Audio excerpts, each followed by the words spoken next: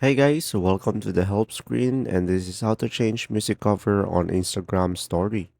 So guys, first thing that you will do is open up your Spotify because this is the only way in order for you to put up a story using a music cover image. So guys, from here on the Spotify, select a music that you like to put on your story and click on the three dots on the side. And then from here guys, at the bottom, you will see a share button. And from here guys, down below, you will have an option to put this on your Instagram stories.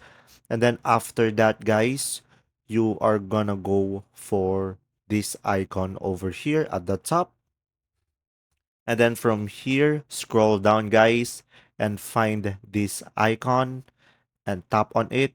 And then after that, you are going to select a picture that you like to put in the music cover and just rearrange it regarding to the size of the picture, guys.